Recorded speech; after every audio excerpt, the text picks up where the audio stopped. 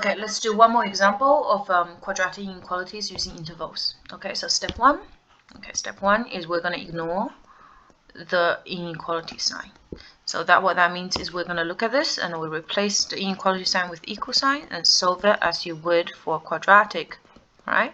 So moving everything to one side and make the other side 0, you're going to get this. This should be factorizable, 3x, x and u1 and 1 and 4, negative and negative. So therefore x equals to 4 on 3 and x equals to 1. Okay, now step 2, I need to draw the number line. Okay, draw a number line and test regions. Okay, what that means is we're going to have a number line. We're going to divide it into 2. 4 over 3 is 1 and 1/3, so this is 1 on the left hand side, 1 and 1/3 on the right hand side. I'm going to pick that divides the number line into 3 regions, region 1, 2, and 3. You need to do 3 tests. On the left, in region 1, I'm going to pick with 0. In region 2, I'm going to pick 1 and 1/4. Okay, that is the same as 5 over 4.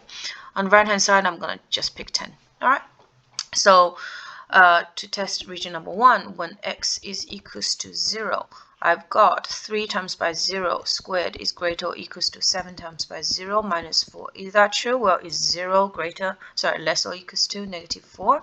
That is not true. I don't want that. Okay, for the second region, I want when x equals to 5 over 4. 5 over 4, do I want 3 times by 5 over 4 squared less or equals to 7 times by 5 over 4 minus 4? This is quite horrible, but you guys have a calculator.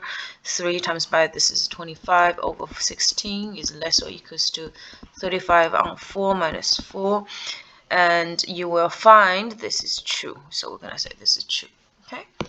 And then on the third one, when x equals to 10, you're going to get 3 times by 10 squared is less or equals to 7 times by 10 minus 4. You get 300 is less or equals to 70 minus 4, and that is absolutely no, so that is not true. All right, so that means this is the region that I actually want. Is it open or closed circle? Well, let's look back up here. It is greater or less or equals to, so it should be inclusive.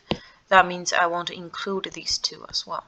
Okay, so this problem solved. What is the actual value for solution for this is when x is in between 1 and 1/3 inclusive to both.